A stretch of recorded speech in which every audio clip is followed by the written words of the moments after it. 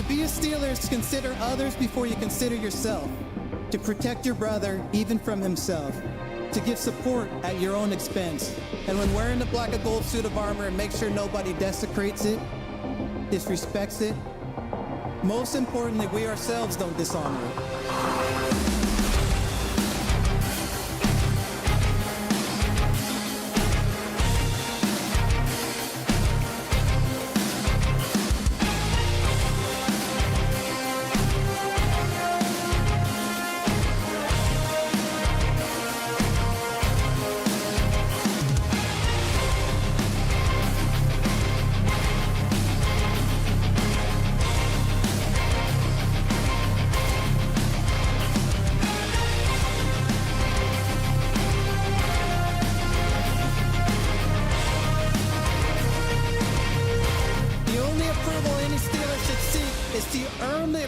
From previous legends who have donned the black and gold.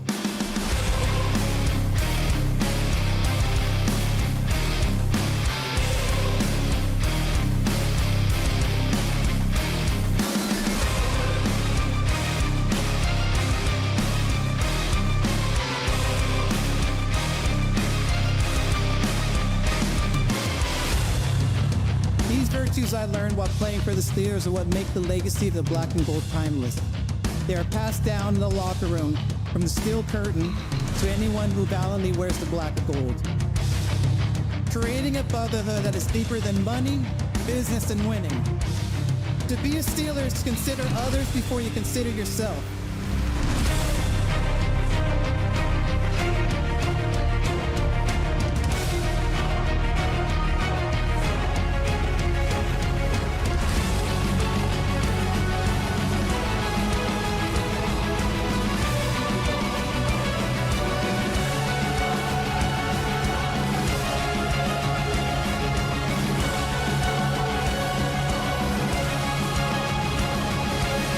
This is our culture, Steeler culture. Now, here are your hosts, Rob and Dan, the Steel Twins.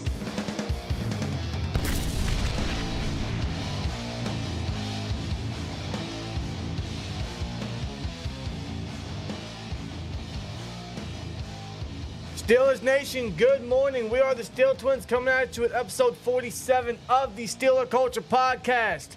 The offseason is officially underway, ladies and gentlemen. Yeah, Super Bowl Sunday was just this past weekend. Congratulations to the Chiefs. To no one's delightness, no one's gratitude. Outside of Chiefs fans and the Swifties. Good for them. No one gives a fuck. But the Chiefs are back-to-back champions, 3 Super Bowls in 5 years, dynasty, yada, yada, yada. Mahomes is great. It is now the offseason for the Pittsburgh Steelers, and I'll tell you what, they wasted no time to get down to business. No, man, we are officially away from football season. We will not be able to watch NFL football until August. Yay. God, that just hurts my soul just saying it. It does. But we do have a offseason to look forward to for our beloved Pittsburgh Steelers. A massive offseason, man. And like Rob stated, they wasted no time, man. Not even 24 hours after the Super Bowl, man. Omar Khan and company are already making moves. They're making cuts. They're making casualties happen right now, man. And I don't think they're gonna stop yet. They kind of hit the immediates. They hit the no-brainers. They hit the basics. Yeah. With more to come, and we'll talk about that. But finally, we will no longer have to go through the stress and I don't even know, the most negative word you can think of watching Mitch Trubisky. He's gone.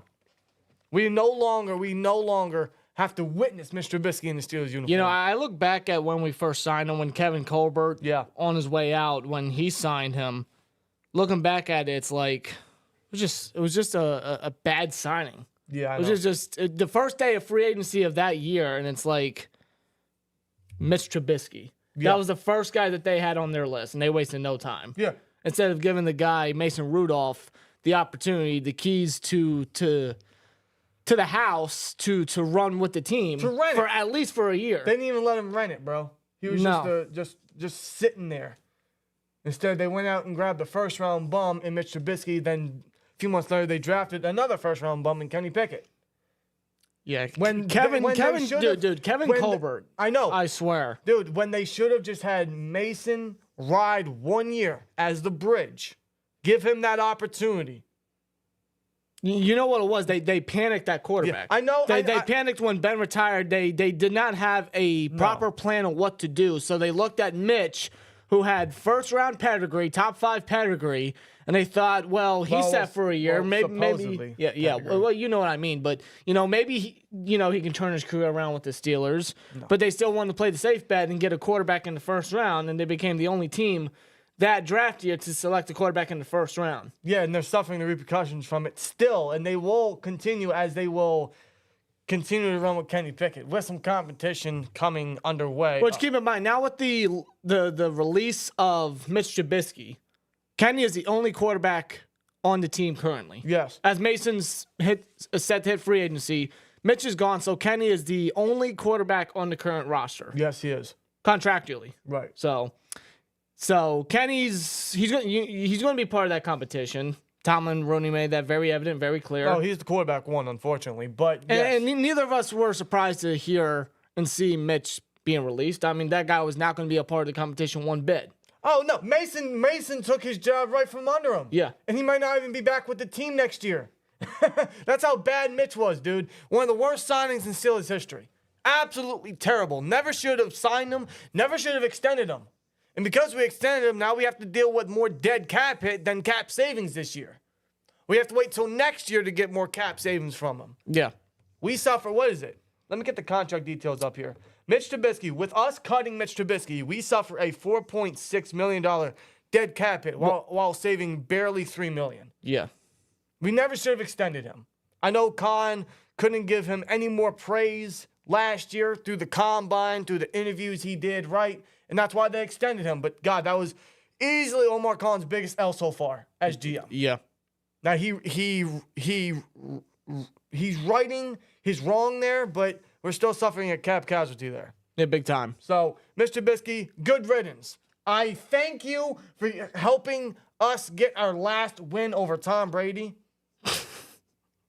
But yeah, okay. Good riddance. Okay. Good riddance. Goodbye. I am so sickened to have to watch him in the Steelers uniform, man. It was very hard to watch him. It'll be one of those things in 5-10 years from now. We look back on it like, wow, that was fucking terrible.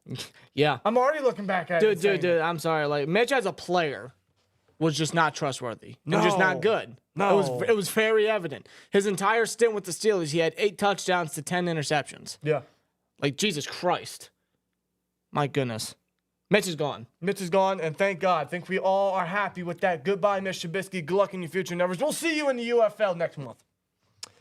And I'm going to have to continue to watch this guy, unfortunately. But Mitch Trubisky's gone. Elijah Alexander puts in the chat, says it was because Haskins passed away. It caused them to sign Mitch. That's probably true.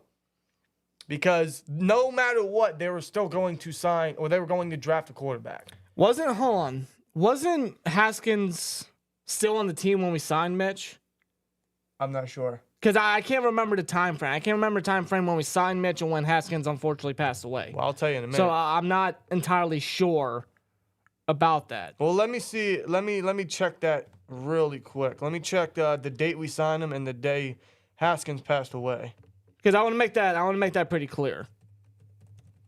Dwayne Haskins passed away on April 9th. So, as a matter of fact, Mitch was already on the team. Had been signed. He was signed for a month. Yeah, he was way on the team. Yeah. Yeah, so because he signed on March 17th. Right. Less than a month before Dwayne Haskins tragically passed away. So that statement is indeed, unfortunately, false, but... Well, that's why the Steelers drafted Oladukin. That guy? Yes. That guy? Chris Oladukin. Yeah, who's, Chris. by the way, a back-to-back Super Bowl champion. Yeah, on the practice squad. The only guy from that draft class from the Steelers that was drafted by the Steelers won the Super Bowl, by the way. He's won 2. Yeah. So, good for him. Good for him. Yeah. But, yeah, Mitch is gone. I think we're all happy for that. So, goodbye, Mitch. Along with Mitch Trubisky, they cut Chukwuma Okorafor. Chuks, our starting right tackle for the past couple years. And this was a no-brainer. This was a no-brainer. With his cap hit this year, which would have been pretty significant, I mean, they had to cut him. Yeah. Nor was he going to remain as the right tackle this year or any future year. Last year proved that. Project Jones proved that alone. So we were not going to bring back Chuks Okorafor under that contract. We just weren't. No, and that extension was just too pricey. Like, bringing him back at that time, I had no problem. It's just how much we overpaid him to keep him here was just ridiculous. They had no choice to keep him. But that was the problem. Well, they had so many offensive line issues the year they extended him in 2022 that they didn't want to create another one by getting rid of this guy. Yeah, but they overpaid him in the process. Absolutely. They should have never done that. It was very team-friendly in his first year, and then his next 2 years, which was last year and then what would have been this year, was way overpriced for his performance. So that's why the Steelers cut him. Otherwise, they would have to take almost a $12 million cap hit with Chuks Okorafor. Now, thankfully, with Chuks being cut, the Steelers save $8.75 million in cap space. That's a good chunk. number. That's a good chunk. They only leave with $3 million in dead money, so not much to cry over. Not much. It's easy to clean up. But Chuks Okorafor was an easy no-brainer to be cut. Chuks has been serviceable. I was never a hater of Chuks Okorafor. I found his performance to be solid. He was just never he was never that franchise guy, or he was never someone that upgraded to the next level like he had to. No. Being drafted in the 3rd round, he had serviceable performance. But he was never a staple on the offensive line. No, because he was never a guy that you could build the line around. No, he was inconsistent. The way our scheme was ran on the right side, he was just never the prime guy to lead there. No. So that's why they put Broderick at right tackle. So Chuks was just not that great of an advancement for us to keep him.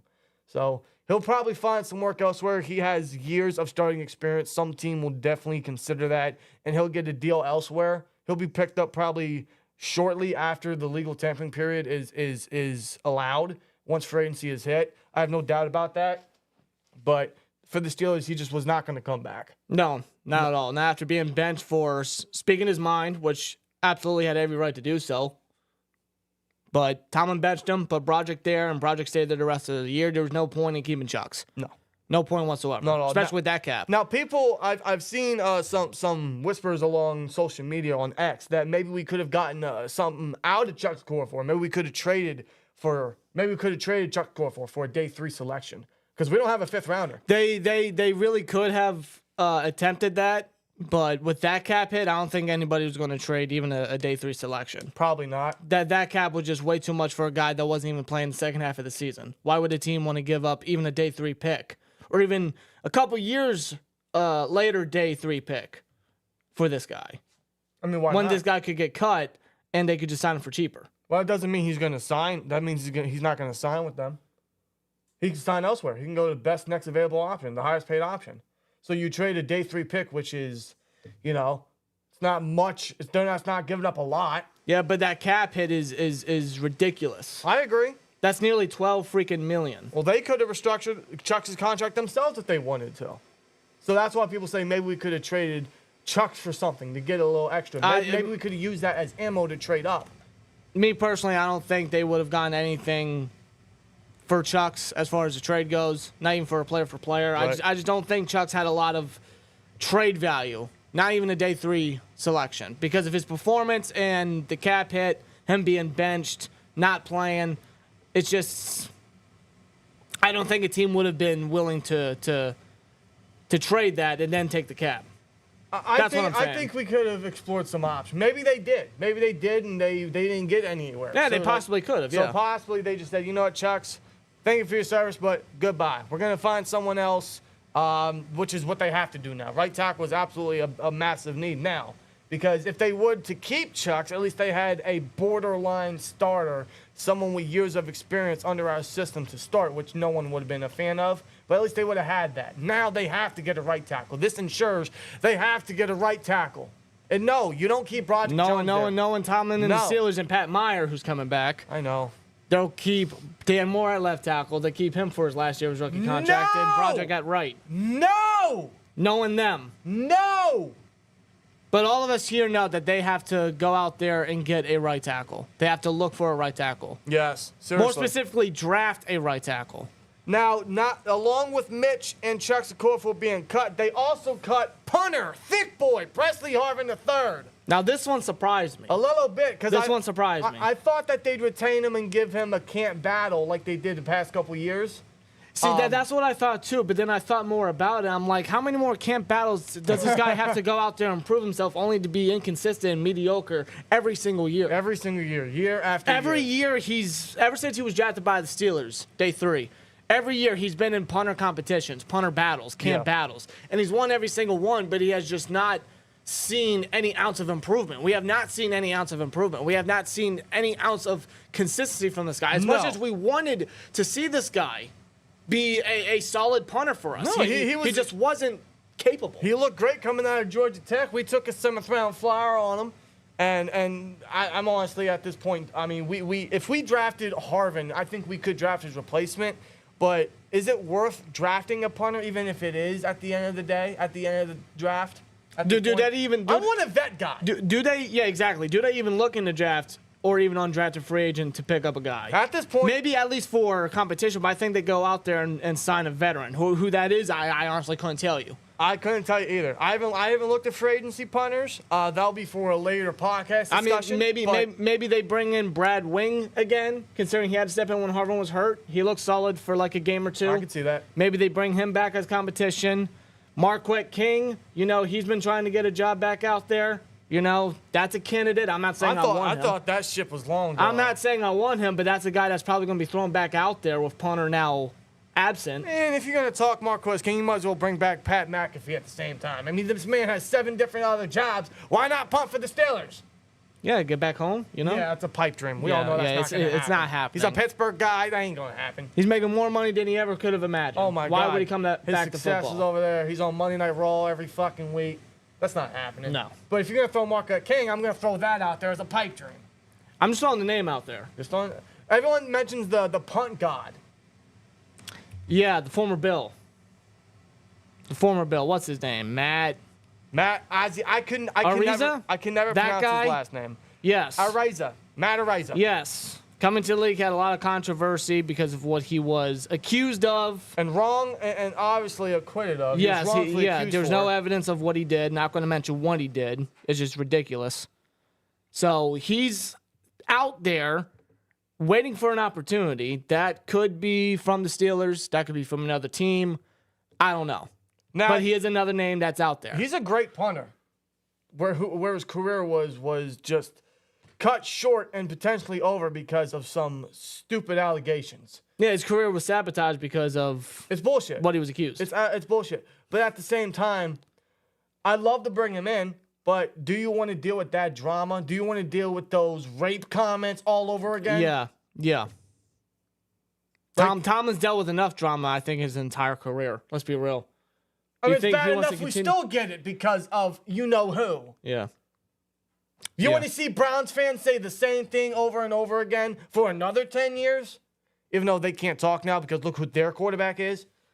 Just saying. Yeah. Just saying you can't talk no more. But I'd love to bring him in, but do the Steelers want to go through that all over again? Even though this guy, the civil suit was dropped just in December. Yeah. So... But that's still a lot on their plate for any team of that matter. Not just the Steelers, but any team that could be looking out there to acquire this guy. It's just a lot on their plate. Which sucks for the guy. Like, I feel bad for the guy. I feel bad Like, too. his career is ruined because of this. Dude, it's terrible. And he's not the only person to go through this. It's terrible. Yeah. So, I mean, everyone's throwing the name out there. I doubt the Steelers look their way, but, I mean, we just got to throw it out there. I don't know who else they want to bring in. Maybe they do draft another punter.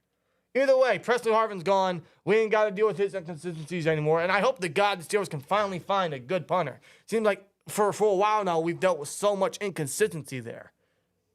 Brad Wing, then we cut him. We got Jordan Berry, who was inconsistent as a motherfucker for too many years. 7 years, I think. We got think. Dustin Colquitt, who was terrible at his age, so we had to bring back Jordan Berry.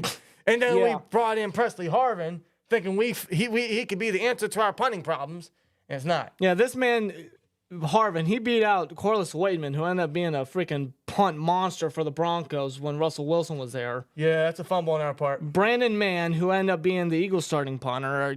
From what I've seen in the Eagles games that I tune into, Brandon Mann was actually looking better than Harvin. He was looking solid. Yeah. So the people that Harvin beat out, it seemed like they went on to be much more better than Harvin ever was. So we got to get a decent punter, but Pressley Harvin's gone. So Mitch Trubisky, Chuks Okorafor, and Pressley Harvin are no longer Pittsburgh Steelers. They have been cut, and with these 3 cuts, man, the Steelers save nearly $13 million in cap space, $12.8 million to be exact. Yeah, which is a significant number, and they're not done. No, they still got a lot of cap to still create. They still got a lot of players to look at, a lot of contracts to reconsider, possibly restructure for sure. Oh, absolutely. And the name that's at the top of that chart is Allen Robinson, because his contract is way too expensive. Yeah, back when he signed with the Rams just 2 years ago, he still carries that huge bargain of money, that huge cap hit right there. Oh, yeah. I mean, last year, what we paid him, only $5 million? Yeah, because of the restructure between the Rams and Steelers. Yeah. The Rams were willing to pay a good portion of it. Right. So, I mean, last year his contract didn't hurt us. This year, my goodness, for a slot receiver who didn't see a lot of targets, and let's be honest, won't see any more targets as we continue on with this Arthur Smith OC for the next couple of years. Yeah. Because Arthur Smith does not run a lot of 11 personnel. He does not use his slot receiver very often. In fact, I think last year with the Falcons, he was dead last in 11 personnel usage. I think it might be right at that. So why would we... And Robinson was mainly used as a blocker anyway. Yes. But he's a good blocking wide receiver at that. It's just, as far as the target goes, in his cap hit of $11.917 million, yeah, it's a waste of money. And if we were to cut him, we would only suffer $1.917 in dead money. Yeah, while saving $10 million. I mean, that right there should be a no-brainer. That $10 million alone, dude, we could do a lot with $10 million. Yeah, we can. So, I mean, he's a no-brainer. Now, that doesn't mean Allen Robinson's time in Pittsburgh would come to an end. It's possible that they cut him and then they bring him back under a new contract. Remember when they did that with Vince Williams? Yeah, they did do that. Before he retired? Yeah. They cut him and then brought him back under a new contract, a team-friendly contract. Yeah. So they could very well do the same thing with Allen Robinson, but we cannot go on with this nearly $12 million cap hit this year. The Steelers are not going to do that. The reason why they haven't cut him yet is probably because they want to restructure, because they want to keep him around, because of his veteranship, because of his knowledge, because of his inside and outside versatility and his blocking ability. I mean, there's a lot to still want to keep Allen Robinson, but that cap hit's got to be toned down massively. If I'm Steelers, I'm cutting him, and then I'm bringing him under a new contract. Simple as that. Yeah, and that's if Robinson does want to stick around and remain a Steeler. Yeah. But they definitely got to tone down that cap for sure. Yeah, so Allen Robinson is definitely going to be a cap casualty, so I would expect him to be next in line for sure. Anyone else that could be a cap casualty, and by that I mean like simply cut, could be a Mason Cole. I know a lot of fans are vouching for that. He has a $6.271 million cap hit this year, which is very undeserving. I'm sorry. Mason Cole is not a good center. There's a reason why we're talking about center potentially first round. Yeah. I mean, let's talk about it. If we were to cut, let's say we cut Mason Cole right now, we would save $4.75 million. Yeah, and suffer only $1.521 million in dead cap. Yeah. I mean, again, it's another one of those players, one of those cuts that quite honestly could be a no-brainer. Yes. Another one could be Patrick Peterson. People are talking about possibly cutting Patrick Peterson. If they were to cut Patrick Peterson, they would save $6.85 million in cap space. Yeah. While suffering nearly $3 million in dead cap. So, I mean, that's a significant number as well. I mean, I doubt that happens because Pat Pete, I don't mean to interrupt you, but Pat Pete is a guy that I don't see being cut. Pat Pete is a guy that I see Tomlin as a huge fan of, worshiping. You know, he's always preached about his versatility, his veteranship, his leadership. Pat Pete is a guy that I don't see being cut. I more so see him being given a 1-year extension to split out the cap. Oh, I agree. Split out the cap hit. Literally a 1-year extension and no extra cost. That would split his cap hit in half for this year. That would extend it via 2025. I mean, that's a decent deal. And I agree. The Steelers aren't going to want to cut him because of his mentorship, his knowledge, how young of a secondary we have at the quarterback position. Tomlin's going to want Peterson to continue to have him stick around with the young secondary around JPJ and whoever else that he may be looking to bring in. Darius Rush, Corey Trice, and a potential rookie to bring in. Yeah. I mean... And his versatility, like I mentioned, he's going to want to move him around. Whether they want him as cornerback too, I wouldn't. No. But that's, just thrown out there. Still moving around as corner, as a safety for sure. Just use that versatility. Move him in the slot. That's what Tomlin's going to want to do. He's not going to want to bring him in for 1 year and just say, you know what, that's it. Losing Cam's son, then bringing him in for a year, and that's it. But he's going to want to keep him around. But not at the price of nearly $10 million in cap hit. No, that's ridiculous. No, you got to cut that in half. Yeah. Cutting that in half would literally make it a pretty much $4.5 million in cap hit this year and next year. So just give him a 1-year extension. I think we're all fine with that with Patrick Peterson. I mean, as long as he's not the cornerback too and the Steelers are just band-aiding cornerback all over again, then extend him for 1 year at no extra cost is a team-friendly deal. And it keeps Peterson over here. He seems to want to be over here. He's a mentor to the young guys. There's a lot of reasons to want to keep Patrick Peterson. And his play on the field is still decent enough that you want to play him on the football field. Right. So definitely at safety. Steelers should experiment there. Patrick Peterson, I don't think he's going to get cut, but like you mentioned, a 1-year extension is favorable. Same thing is for Cam Hayward. Walter Payton Man of the Year award winner. Congrats to Cam Hayward. Congrats to him, absolutely. Of the Hayward house, so love to see that. Long overdue for him. But he's going to need an extension at no extra cost. My goodness. He has a $22.4 million cap hit. No thank you. I love Cameron Hayward. I am grateful for everything he's done. He's a Steeler through and through. No, you're not. That is not acceptable this year. No.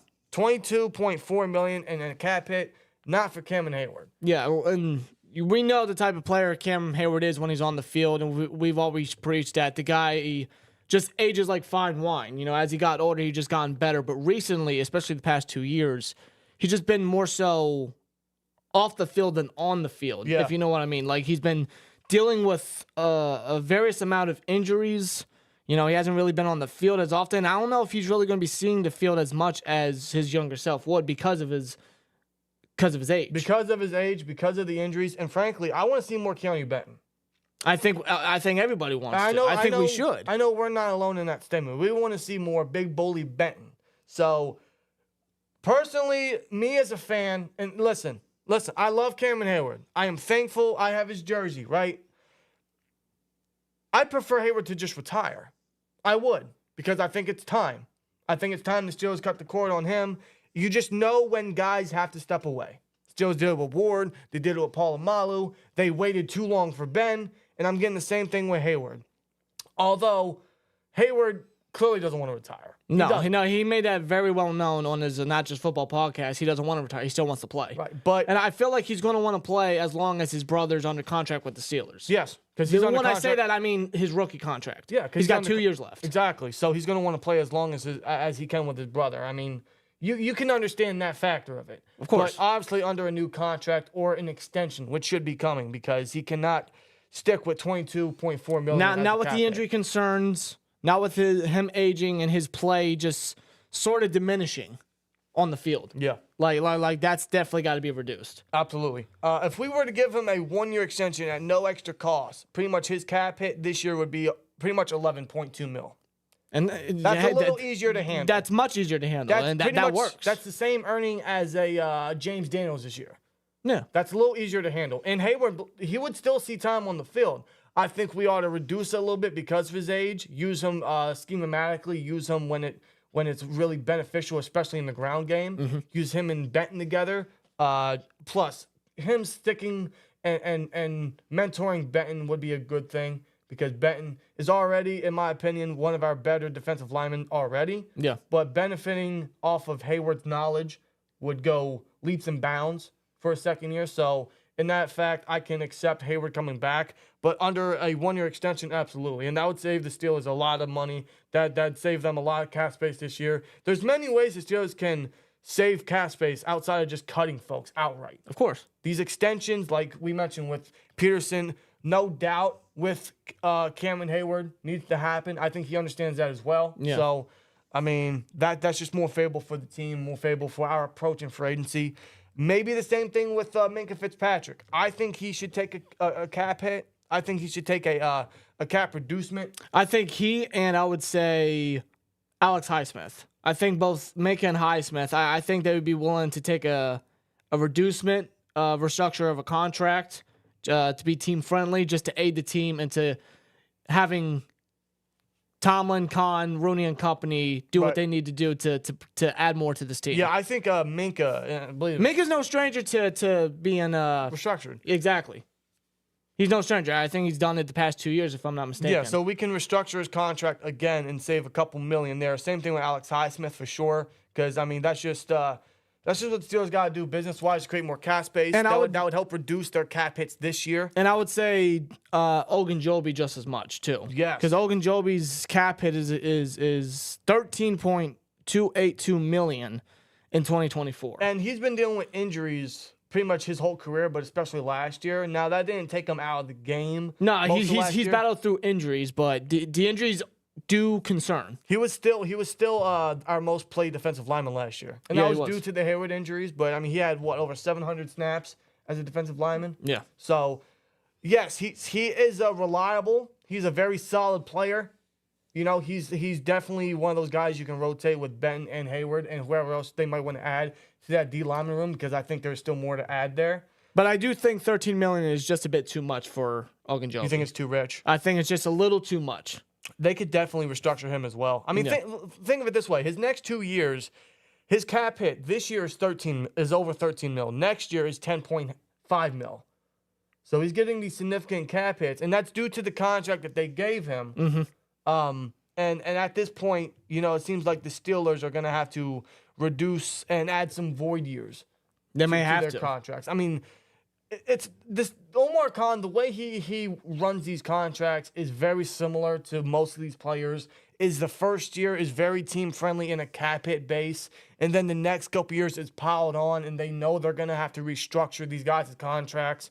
It's just more so about taking it 1 year at a time. Right. Khan is no stranger to that. He did that with Ben. He's done that with Juju. He's done that with Chuks when he extended him, right? He did that with Mason Cole when he signed him. Like, the first year is very team-friendly. It's a low cap hit, and then the next couple years are piled on. And they're going to have to do more work to get some reducement from those contracts. And Omar Khan's no stranger to having to do such a thing. No, he's this is exactly what he did before he was gifted GM, yeah. He's a cap wizard. Yeah. So if there's anyone that we trust to get out of a hole, if we're in one, it's this guy. He's done it many times. He's made some miracles happen, and I think he's definitely going to be doing some restructures.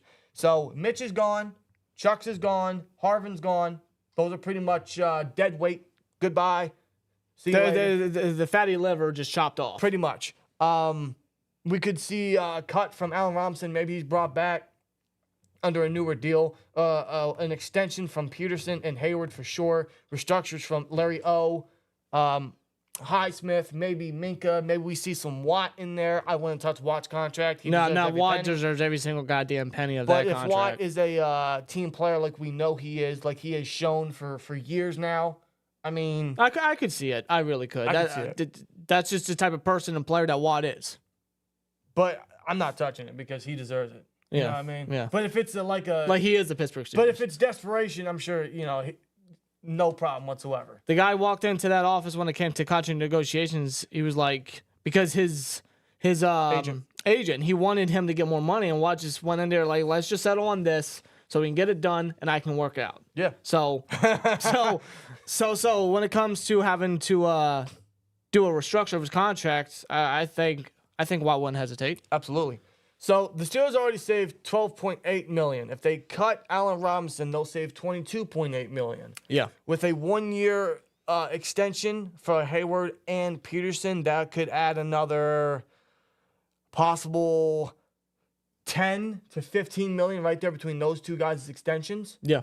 Restructures from Minkah, Highsmith, Larry O. I mean, that could save however much they want to structure off their contracts. So they could still save a lot of cap space, man. They can. They could really save almost up to, I would say, $40 million if they wanted to. So it's just a matter for Khan and company to continue to work on these contracts to create the cap space they need to make some splashes that are necessary at, I would say, defensive positions. Yeah, but not just, to acquire free agents, but to retain some of their own free agents. Yes. A guy like Mason Rudolph, we'll get into that later on, but Mason Rudolph, maybe a Quan Alexander, maybe a Montravius Adams, Armand Watts, guys like that. Guys that they're going to want to keep around for depth purposes or starting capability to stick around with the team. Yes. So they're going to have a lot more moves to for sure make to get done. And it's going to be interesting to see what else they do. Absolutely. 'Cause no doubt about it, they're not done. No, they're not done. Nowhere near. Now, here's the thing with the Steelers, though. The restructures part is no rush. They don't have to do it today. They don't have to do it tomorrow. They could do it next month. Yeah. They could literally wait to the end of the off-season period to when legal tampering begins. There's no rush for them to do these restructures. It's just a matter of who they continue to cut to create cap space and to pretty much escape from the March signing bonuses being confirmed. Mm-hmm. Who else could they cut? Like we mentioned, Allen Robinson, Mason Cole. I think we all vouch for that. Yeah. Is there anyone else you could think the Steelers could cut? Looking at the team, That they would, I want to say this, realistically cut. realistically Because cut, I know people are going to throw out certain other names like a Peterson and like whoever else, but realistically, who could they cut? I for could cap see them reasons? cutting one of their safeties. By that, I could see maybe KZ potentially getting cut. I could see Neal potentially getting cut. Guys like that potentially. I could see it. I can see those as extra guys to cut to obtain extra cap. I could see it. I can see something like that. I could see that. Especially if they do want to move Peterson up to safety. Maybe they don't want too much of a crowded safety room, although that's not a bad That's thing. not a bad thing at all. That's not a bad thing whatsoever, but I'm just saying, just speaking out there. So that's a potential cut right there between KZ or Neal. Well, if there's one, I'm cutting Neal. If there's one right there, I'm cutting Neal. Yeah. They'd save what, $2.7 million if they were to cut Neal. Yeah, it's just something extra. So, I mean, they're not, again, they're just starting, and it's happening really quick. You notice that, and we've been saying it for a while, and Steelers fans have been catching on as well. Is that with Omar Khan, he's a little more aggressive. He's a little more like straightforward. He's not waiting to this time period to do everything. He's not waiting to the last minute. No. When Omar Khan needs to get something done, he's going to get it done. Mm-hmm. He's doing things non-Steeler-like. He's doing things un-Colbert-like. He worked under Colbert for a decade plus, but he has a different approach than Colbert did, which is a very good thing. It's a great thing. It's a great thing, and you can already tell, man, he's getting to work immediately. And he's aggressive. He's aggressive. And you can just tell me he just wants to build a great football team. That is like he said when he traded for Broderick Jones. I'm just trying to win a Super Bowl. Yes, he and is. that's the goal at the end of the freaking season. All the time, every time. Yeah, That's the standard. right. And that's what he's trying to obtain. That's what he's trying to do.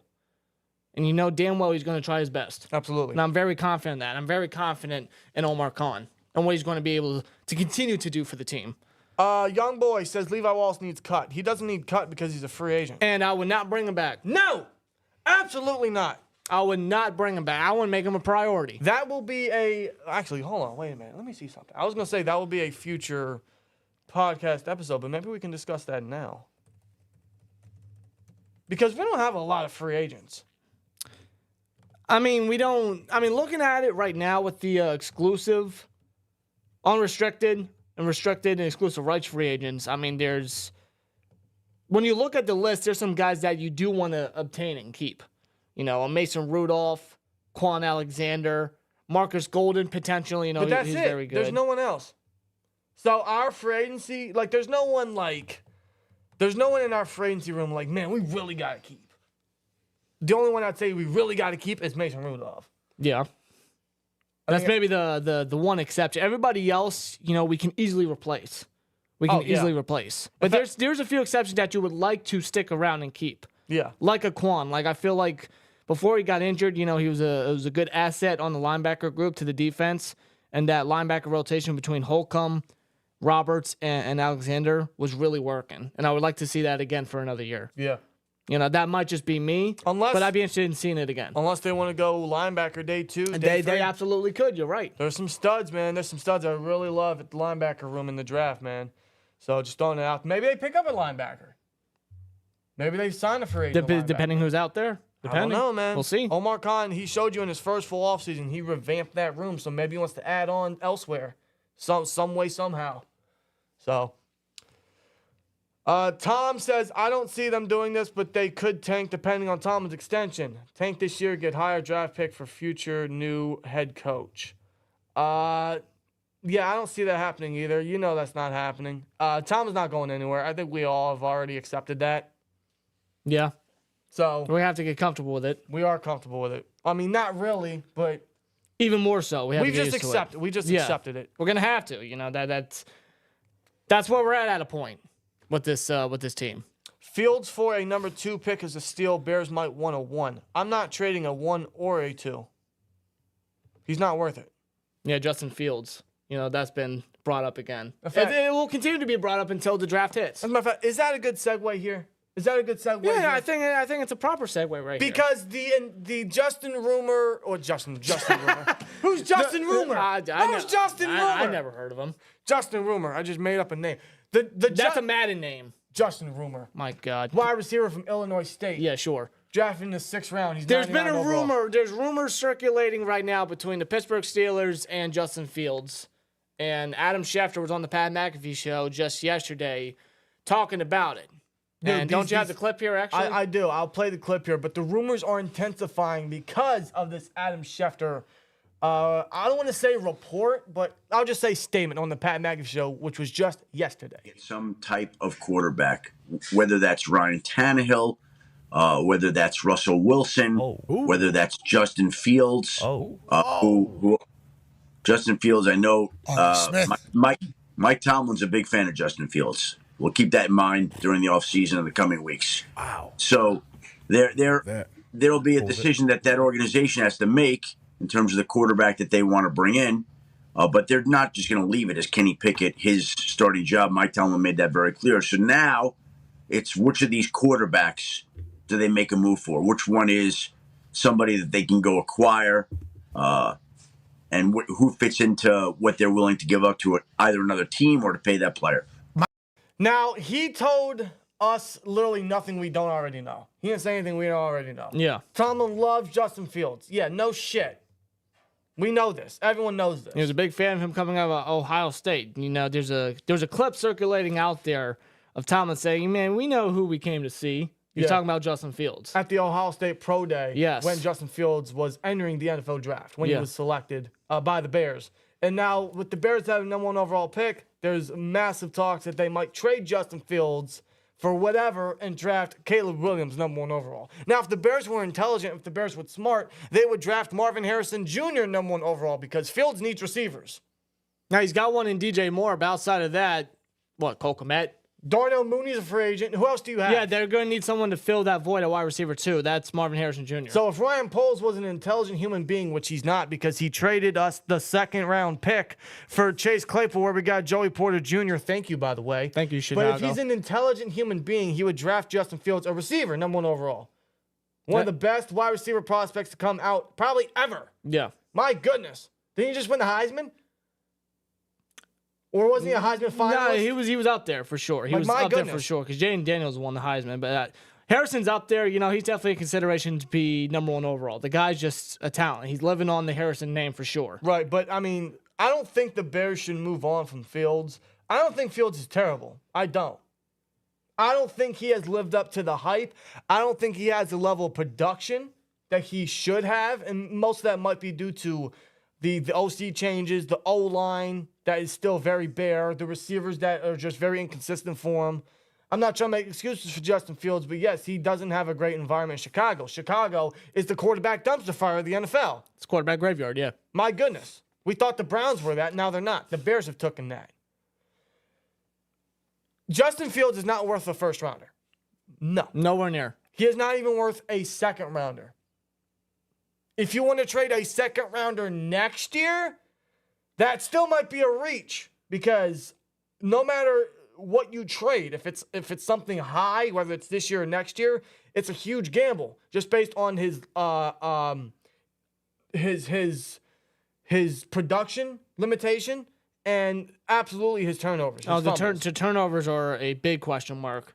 Like, he cannot protect the football whatsoever. It's a massive concern. And I also, just watching what I watched with Justin Fields and the Bears, the way he processes the field is still a concern to me. It is. So now Fields is I consider him semi-established. We know the type of athlete he is. We know the type of highlight reel that he can be. Yeah. And he's shown glimpses that he can be a solid passer in the league. He just got to work on the consistencies. But I would consider him semi-established. When it comes to the Bears potentially trading away Fields, they're going to want a first. They're going to want a second. Well, they're not getting it from the Steelers. And if they do, man, I would really dislike it. And that would be a huge gamble that would have to pay off. Yeah. Otherwise, that will continue to set this team back.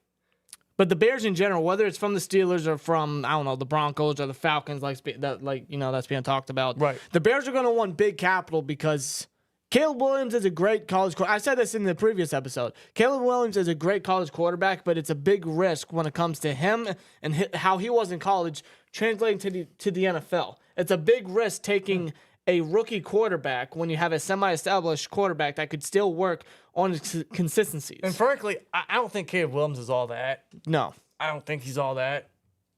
Just saying. I don't think he's generational. I don't really understand the massive hype of Caleb Williams. Me neither. It's a big risk if the Bears are going to want to take him, so they're going to want big capital in return to Fields if they're going to go with that risk. Right. If Poles is going to want to go with that risk. Right. Now, And if, let's say the Steelers are going to be in talks with Justin Fields, hypothetically speaking. Okay. Considering how much we finessed him with Chase Claypool and getting the second-round pick that was JPJ, you don't think that Ryan Poles is going to want a lot from the Steelers considering what the fuck happened? well, look at the trade deadline last year when the Steelers were heavy in talks with Jalen Johnson, and they still wouldn't give up Jalen Johnson, no matter what the Steelers threw at him. No, they wanted Because they wanted a lot. They wanted, I think, that tops the second-round pick for Jalen Johnson. Now- And it was a little too steep for the Steelers. Now, let's look at it this way. Maybe the Bears listen to all these, and they will. They will listen to all these offers. Offers are going to be, they're going to be pouring over in Chicago. Maybe that their asking price isn't what they get. Maybe they get all these offers from these teams like the Broncos, like the Falcons, like whoever, like the Steelers potentially, right? Yeah. Let's say that they have an asking price. Here's the asking price, and then these teams offer less, and then they realize maybe his value isn't as much as we thought. Maybe we can't get as much for Fields than we thought. Would that lessen their value? Could that help the Steelers get Fields because the Bears aren't getting greater options or as much value as they thought they would? Depending on the offers, potentially, absolutely. Now, me personally, I think any other team is going to give up a good amount for Fields because they're that desperate.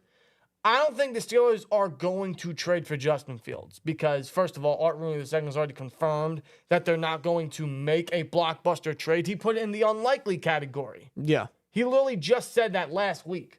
So I wouldn't expect the Steelers to make any blockbuster trades or blockbuster quarterback additions. They're not going to flesh out however much money or however much capital for a quarterback because, number one, that would force Kenny on the bench.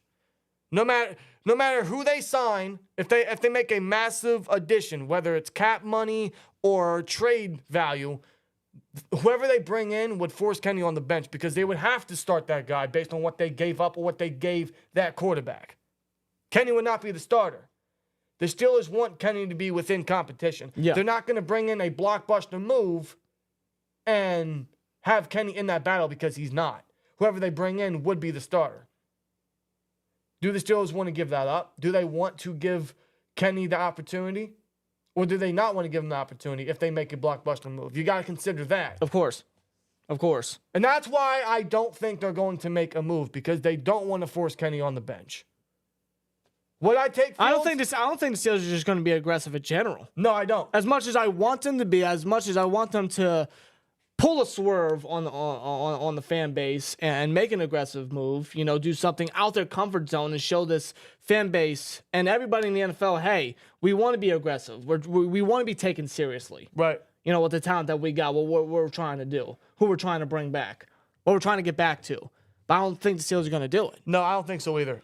Their definition of competition or whatever is very different than Steelers Nation's definition of competition. Of course. We already know what that competition might be. But Justin Fields, if the Steelers are in talks, if they are interested, which again I doubt Fields makes it to the Steelers. I know that's heavy rumors. That's the high odd favorite. That's the heavy favorite.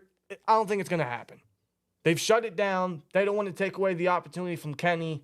They don't want to force him on the bench. And they're not going to want to trade so much capital that the Bears are going to want to obtain. And I would accept Fields on the Steelers because I think it would add a level of competition. He'd add something different to the quarterback position that we need. Would he be the quarterback take us to the next level? I don't think so because Fields has not shown that. His production has not shown that. I know he hasn't had a great supporting cast in Chicago, but at the same time, you know, his level of production is still very concerning. What he's done in Chicago is still concerning. Do we want another Chicago first-round guy like that? Now, Fields is way better than Trubisky, but nonetheless. Yeah. I don't know if Fields is that guy to take us to the next level. Maybe I'm wrong. Maybe the change of scenery is what he needs. Maybe the coaching is what he needs. Maybe an Arthur Smith system is what he needs. I'll admit, him and Arthur Smith's system would be pretty interesting to watch. But if they trade for Justin Fields, it has to be at the right price. Yeah, you don't want to. I mean, the Steelers have overpaid. When it comes to contracts. I was talking about contracts earlier on. They're overpaying for that. How much do they want to overpay for a semi-established quarterback? They've overpaid enough, in my opinion. I'm not trading a first. No, not trading a second. Not even trading a second next year. Maybe a third. And a mid-round selection. I would trade away. The third, but I don't think Chicago's going to want to settle for that. No. Especially if there's other teams that may be more desperate, as you would say, but I would also put in the category more aggressive. There you go. More aggressive at wanting to obtain a quarterback. Like the Raiders, for example. I've heard that they want to be very aggressive at the quarterback position, whether that's a draft or free agency. Who's to say that they don't try to obtain Justin Fields and be aggressive? I can see it. Yeah, him paired with Devontae Adams and the targets they got. The new change of scenery on Antonio Pierce. They could do that. There's going to be plenty of teams that are going to offer more than the Steelers were. Yeah. And they've already made their semi-commitments to Kenny Pickett. So as much as that doesn't sit well with us, it's just the facts. It's just the truth, and that's where the Steelers are lying with at the quarterback position. Unfortunately, I like a move. I like them to be aggressive. I like for them to get their next quarterback because it's necessary. You're not going to compete in this system. You're not going to compete in this league, in this conference, without a true quarterback. The playoffs was very freaking Maybe evident. Fields is that. Maybe Fields is not. But I love for them to be a little aggressive in that quarterback area. Mm-hmm. I doubt they will, though. But Justin Fields to the Steelers, the rumors are intensifying. I wouldn't expect anything crazy, but until a move happens, I guess the rumors are just going to be that, rumors. Who could they actually get at the quarterback position? Well, if reports are true, if reports have indicated that they are expected to push for Ryan Tannehill. Yeah, because everybody predicted that. This is no surprise to me and Dan here. No. This is something that we talked about in previous episodes, previous streams, previous vids. This is something that we predicted and we anticipated.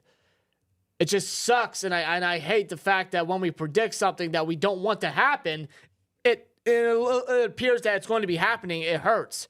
It's stupid. Well, you saw on the Schefter thing, he said Ryan Tannehill. Yeah, he did. Yeah, because of the chemistry, the bond between Arthur Smith and Ryan Tannehill. In fact, I get it. I get it. But that's a bullshit, that's a stupid-ass excuse to obtain this guy as competition for Kenny Pickett. No, Ryan Tannehill would be absolute terrible, man. That would be fucking garbage. Is he better than Mitch? Yes, but that doesn't mean go out and sign a 35-year-old quarterback and consider that competition. You think that's going to scare the league? Listen. I would argue at his age and the fact that he's been riddled with injuries and he's lost his job to Malik Willis and Will Levis. Dude, that's fucking terrible. I would say at this point in his age, he's Mitch 2.0. Okay, I have the post or the article right here on NFL.com, written by Ian Rappaport, Tom Pelissero, and Mike Garofalo, right? This was published. When was this published? Super Bowl Sunday, right? That's when the news came out. Yeah, it was on Super Bowl Sunday. They put under the Steelers in terms of like quarterback rumors or addressing the situation, right? They put under the Steelers, after 2 years of Kenny Pickett, Mitch Trubisky, and Mason Rudolph in the quarterback room together, expect significant changes at the position in Pittsburgh. I guess they were right because Mitch is gone, and Mason might be looking elsewhere. We'll discuss that very shortly. Trubisky is under contract. No, he's not. Okay, I'm just going to skip that part. Yeah, okay. With new with new offensive coordinator Arthur Smith, the expectation is Pittsburgh will explore adding free agent Ryan Tannehill, who had his best years with the Titans while Smith was the OC there. No, thank you. That would be fucking terrible. That would be terrible. What would be even more terrible is if Mason Rudolph were to walk and then we sign this guy as his replacement. And then who's the third quarterback? I mean, I don't even know. I don't know. I don't even know. Maybe a rookie if we draft one. That would be absolutely Another free terrible. agent sign, whoever that might be. That would be terrible. We're gonna. I hate that I'm going to say this. Go ahead. I really hate that I'm going to say this. Say Mason walks, right? We bring in Tannehill to replace him as a number 2 to compete with Kenny. Who's to say that they don't bring in another guy that is affiliated and has chemistry with Arthur Smith, and that's Marcus Mariota as the number 3? That would be fucking. That would be fucking ass. That would be the most laughable quarterback room of all time. Of all time. I hope I'm wrong. I really do. I just hope I didn't speak into existence. The expectation for Ryan Tannehill is no breaking news. We all expected this because of the Arthur Smith connection. He's a free agent. Mitch Trubisky's gone. Mason might be out of here. We only got Kenny. We're going to need a vet guy in there at some point, right? They're not going to go with Kenny and 2 younger guys. They're going to go with a veteran. A veteran is no doubt going to be in that room. That veteran should be Mason Rudolph. Not Ryan Tannehill. Not Russell Wilson. Not fucking whoever else you want to add. Brissett, maybe. Minshew, maybe. Those would be better backup options, but only if Mason is gone. But with the latest news, with the latest rumors, or the latest Mason Rudolph free agency update, I suppose. Yeah. It appears Mason Rudolph is interested in a change of scenery. He might be interested in a fresh start, as a matter of fact. Yeah, after 6 seasons with the Steelers, it appears that Rudolph is looking to obtain a potential fresh start with a new team. I don't blame him. I don't blame Mason Rudolph one bit. Listen, neither do I. Neither do I. I mean, how many years has he? I mean, I just said it, 6 years with the team. He's been with the team 6 years. He's been, even when he had the opportunity to be given the shot, the keys to the house, as you said, rent the team. Steelers said no. No. Steelers did not give him the opportunity. They did not give him the chance. They gave it to Mitch. And the only reason they gave it to Mason last year is because they had to, because Kenny was hurt, and Mitch Trubisky was losing us 3 straight games. It was god-awful. They had to give it to Mason, and Mason proved everybody wrong.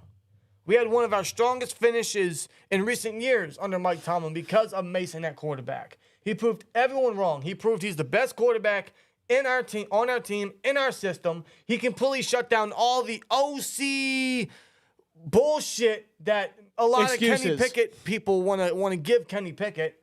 Let's see what he can do with the new OC. I mean, I don't need to see him with a new OC when I just saw Mason Rudolph in the same fucking system play 10 times as better. Much better. Launching the ball, being more aggressive, his pocket presence, his pocket composure. My goodness. Jesus Christ. My People literally goodness. in his face, and he's just slinging it down to George Dude, Pickens. Sell Mieto. My 30 goodness. points 2 straight weeks against the Bengals, against the Seahawks, a balanced offense. Stuff that we wanted to see, and Mason was able to provide that. Yeah. And that's why Mason needs to be brought back. He needs to be a massive priority. He needs to be the biggest priority out of all the free agents this year for the Steelers. No doubt about it. He's not the future. I'm not saying he is the future. We're not saying he's a future. We're not saying he's a franchise quarterback. He's neither of those. But looking at how the Steelers are approaching the quarterback room, I don't expect a blockbuster move. I don't expect a blockbuster trade. I do not expect Fields. I don't expect Cousins. I don't expect a trade up in the draft. I don't expect nothing aggressive in terms of the quarterback situation, which is bullshit, but that's just what we got to accept.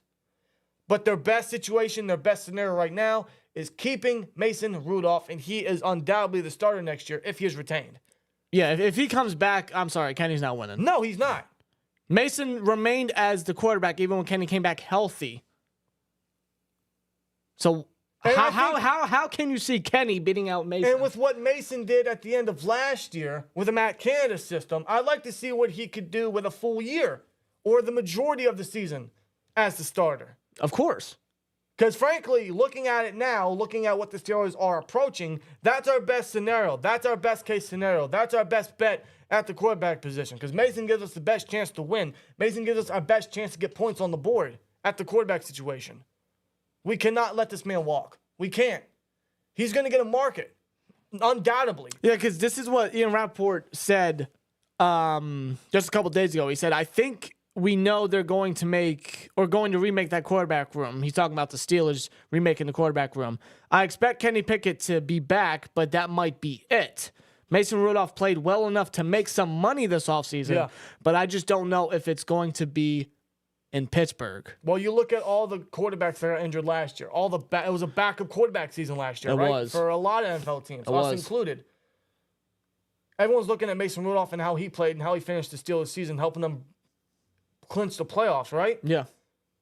A lot of teams are going to favor that. He's going to get a market from a lot of teams in terms of backup role. Or if there's one team that's going to say, hey, we're going to bring you in, we're going to give you this, but we're also going to give you a shot to start. You don't think Mason's going to take that?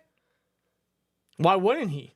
Why wouldn't the he? Steelers need to be in that same poll. Why wouldn't Mason, after showing what he did, even if it was 3 games, don't matter. You know, what he did in that amount is enough to show you the type of player that he is. I saw enough in 3 games from Mason to show that, first, he's much better than Mitch, and he's much better than Kenny. I'm sorry. Yeah. Mason's going to take that, and he's going to take a chance on himself with other teams. That could be the Patriots. That could be the Raiders. That could be the Falcons. That could be any other quarterback needy team. The Broncos. I don't blame Mitch. No. I wouldn't blame Mason. I know. I wouldn't blame Mason if he were to take a chance on himself. No. I wouldn't. I don't know. I don't think any of us here blame quite Mason honestly, if I he think wants he to has walk. every right to take a chance on himself. Yeah. Because the Steelers were pretty much shoving him back down the depth chart Yeah. as long as he was with the team. Now it is their opportunity. It is their chance to retain this guy once again and make the right decision once again with Mason Rudolph. It's actually the first time that they can truly make the right decision with Mason Rudolph. Yeah. Are they going to do it? Are they going to bring him back? They have to prioritize, because if they don't, and if Mason walks, we're fucked at quarterback. Don't expect a move. Don't expect anything crazy. I'm just going to expect Kenny Pickett, Ryan Tannehill, and whoever else they might want to add. A day 3 selection, maybe another vet guy. Yeah, because if Mason walks, I don't see their minds changing about being aggressive. No, I don't think that changes. No, not at all. They'll look at Ryan Tannehill and the chemistry he had with Arthur Smith and think that's good enough, instead of looking out for anybody else or being aggressive at that. They're not going to do that. That's just not how they work, especially if they don't want to admit right away that they screwed up on overdrafting Kenny Pickett. Right. So, yes, they got to bring Mason back. But if Mason decides to go out there and take a chance on himself, who can blame him? He has every right to do so. He has every right to prove himself and prove to the Steelers, hey, you missed out. You screwed up. He might be. And if he walks, if he goes, I wish Mason the absolute best of luck. Absolutely, man. I wish him the absolute best in his future. Yeah, I think Mason definitely needs to be brought back. If he is, he gives us the best chance next year just based on how the Steelers are approaching the quarterback situation, which is very weak, which is very bare minimum, but that's just what they're doing. Unfortunately, I don't see any greater advancement. I don't see any greater success from this team unless they change their approach at the quarterback situation. But with their approach, Mason's our best bet. Otherwise, guess what? We're fucking screwed. Yeah. Unless they prove us wrong, unless they do be aggressive, unless they realize, hey, we got to make a move sincerely, then until then, I guess we're going to stick with Kenny. Unless Mason is brought back on a new contract, then I fear this quarterback situation. I already do. Yeah. So if Mason's not here, I'm not interested in what they do at quarterback. I'm not, because we already predicted Ryan Tannehill being in the mix, and look at the news that popped out Super Bowl Sunday. yeah. So it's like, why are we predicting what's going to happen at quarterback, and it's not favorable. It's not good. No. So I'm just going to say this to Steeler Nation, to Steeler fans watching. I hope I'm wrong when I say this, but I'm going to say when it comes to the quarterback situation, when it comes to the quarterback approach this offseason, lower your expectations. They're not going to make anything drastic happen. They're not going to do anything crazy. So the Fields rumors, the field talks, I don't expect it. Cousins, that's not happening. Wilson, that's not happening. Baker, that's not happening. No.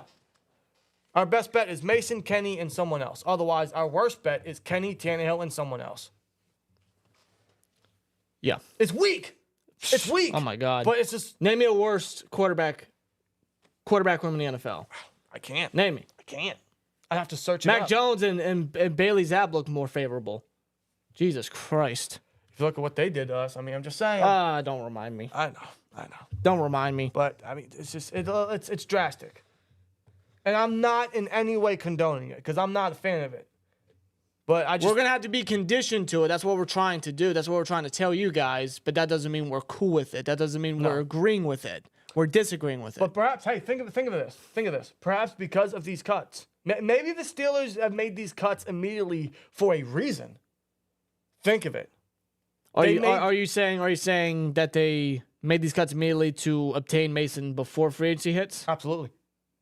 I could see it. Very possible. I could see it. They could resign any of their free agents any minute now if they wanted to. Yeah, they could. There's a reason the Steelers are making these cuts very, very soon after the Super Bowl. I'm glad that you brought that up. It's very possible that they could have cut Mitch, Chuks, and Harvin just so that they can bring back Mason before he gets any other offers. Unless Mason's like, okay, well let me view these offers first. I don't know. Mason's gonna. But if that's the case, what you're saying, if that's the case, that's a smart way to go about by the Steelers. No more Khan. I'm trying to lock him up immediately, and then the biggest free agent you got to try and lock up in terms of your team is Quan Alexander, Marcus Golden. Yeah, guys like that. Killebrew will probably get an extension because he was a special teamer. Yeah. Pro Bowl special teamer, right? He's a good one. So outside of that, I mean, it's just you got to bring back Mason, no doubt about it. Otherwise, yeah, this Ryan Tannehill news kind of intensifying is worrying me.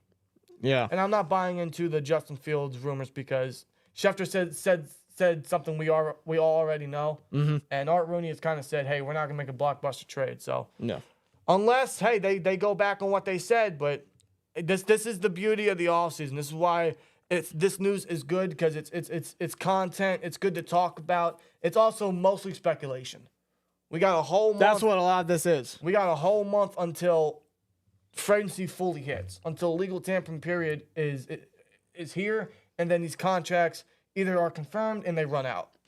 So until then, it's just a lot of speculation. So, but outside of that, I guess the only thing we can talk about is the extension of Eddie Faulkner, our running back coach. Yeah, just last night, news broke from Jordan Schultz and Aaron Wilson that our running back coach, Eddie Faulkner, has been extended. This is a good one. Now, the years hasn't been detailed yet. No, the contract details haven't been detailed. I don't think that probably will be detailed when the Steelers announce the extension, maybe. Oh, I don't think they detail position coach contracts. Yeah, you might have a point at that. But they extended Eddie Faulkner, which is a good one. He's one of our very few good offensive coaching guys in that offensive room. Yeah, and ever since he's came to the Steelers, he's done a very good job at developing the running backs. Najee, of course. Warren, absolutely. He even helped improve Anthony McFarland a little bit. Just a bit, yeah. So he got hurt, and then he got cut, and he's now in the UFL. Yeah. So he's an aggressive running back coach, and what he did when he stepped in for Matt Canada alongside Mike Sullivan was pretty solid. You've seen his aggression. You've seen him lean on the running game. You just seen, ever since this guy come in, the running backs and the running back room has just really intensified. It's very successful. And obviously we're going to continue to run with that with us keeping Pat Meyer, us keeping or bringing in Arthur Smith, who's run heavy. It's going to continue to happen. So extending Eddie Faulkner is a good move. It's a hell of a re-sign right there. And the players love him. I mean, and he wants to be here. Yeah. You just get the feeling that he wants to stay here. He wants to be around the guys. He wants to help this team. And quite honestly, you know, if he continues to build his reputation, I won't be surprised if he were to get some potential OC consideration I think a couple so. years down the road. Yeah, a year or two from now, I could absolutely see him being possibly the first little leaf off of Tomlin's I like tree. how you said leaf. Yeah. Well, Tomlin's tree isn't. It's dry. significant. It's dude, dry. It's not even grow. Dude, the seed is planted. It's not even growing. It's been there ever since. Yeah. Yeah. There's no roots. There's nothing. There's nothing to the Tomlin tree. But he could be a little leaf off of the Tomlin tree. And that's how good Eddie Faulkner is, man. So it's good to see him get extended. Good to see him retained. I'm sure the players are happy about it. And it's good to get that mind and that aggressiveness back into this locker room. So Yeah. good on Eddie Faulkner for sure. So welcome back there. So that's another move the Steelers are making. So they're still making moves, man. This is all just starting. The offseason is just starting. The moves are just coming. The change is now happening. More should come in next coming weeks as we are pretty much, like I said, a month away from free agency. So these moves are just now going underway. Yeah. So more should be coming. More news should be happening. And obviously with free agency coming around, I mean, they got a lot of work to do. They got a lot more cap space to make. They got a lot of scouting to do. They got a lot of people to want to bring back. I mean, it's going to be a very newsworthy month as we approach free agency. Yes, it is. So I'm just glad that they're getting underway immediately, man. So it's good to hear. How you guys feeling in the chat, man? Give Mason $12 million. I wouldn't give him that much, but I mean, if they were to get, if they gave Mitch that contract, they can give Mason that and then some. Think about it.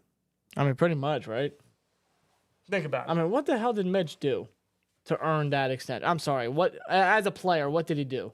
Nothing. I'm sure he's a great person, off the field. I've heard nothing but great things about the type of person and leader he is, human being he is. But as a player, it's just, what did he do to warrant that much money as a player?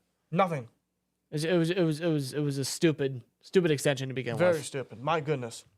Never should have signed him to begin with, man. Should have just stuck with Mason in the first place. Maybe we could be talking about Tyler Linderbaum as our center. Yeah, right. Just saying. Let's see what's happening in the chat. Don't believe media. Look what it did for Miles. You talking about Myles Garrett? Talking about Myles Garrett, Thomas? 6 games. He played 2 games in 2021, 315 yards, 2 touchdowns against the Browns, 242 yards, 1 touchdown versus the Lions. And he showed a lot more than Mitch and Kenny did in 2 years as starters. I've seen enough. Kenny and Mitch are the same players. Kenny is just much more safe with the football. And by safer, he's not aggressive. No, not at all. He's not aggressive. He's not a gunslinger. His pocket presence is just terrible. And you saw what Pickens did when he had a real quarterback. Yes. Why would you let that walk? And what we mean by quarterback, we mean guy that is not afraid to sling it. A quarterback. Mason slings it. Someone that's not afraid to throw the football.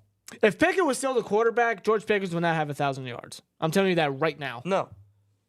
I'm telling you that right now. No, he wouldn't.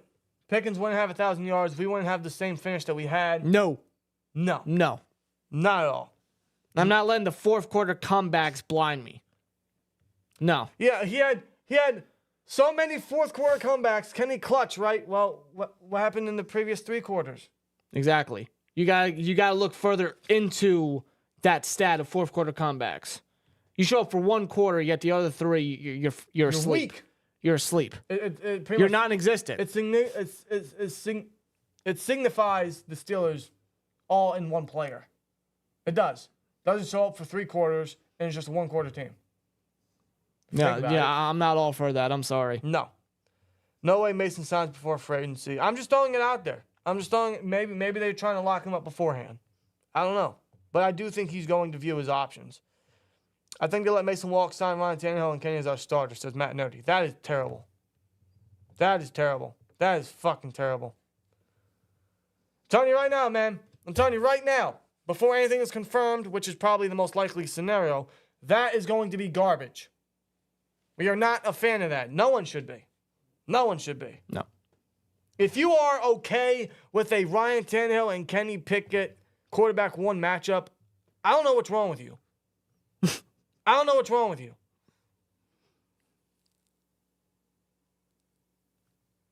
Like, what would you expect Tannehill to do? What would you expect Tannehill to go out there and do, huh? I don't know, because I don't want to expect anything, because I don't want him to be here. Neither do I. But we brought the one guy that he worked under with here. I know. And the Steelers are going to see the Dude, let me just say this, man. No. They are already not taking the quarterback situation seriously, but letting Mason walk and signing Ryan Tannehill and having him compete with Kenny would tell you they are really not taking the quarterback situation seriously. They are not. No. And in that case, rely on the ground game, which you already are, and then you better stack the ever-living shit out of the defense. I don't care how much money you already invested. Invest more. You think you're going to win with that quarterback carousel? Absolutely not. You better stack the ever-living shit out of the defense. Yeah, make the best of the situation that you're going to be comfortable putting yourself in, Steelers. Yeah. So like, go out there, do something. Bring some sort of positive to the team. Especially how many times you got to rely on the defense. Right. The constant injuries that we're sustaining on the defense because they're constantly on the field. Stack the defense. Load the defense. Go out there and sign some key names. Go pick up a strong safety and a cornerback too. For the love of God.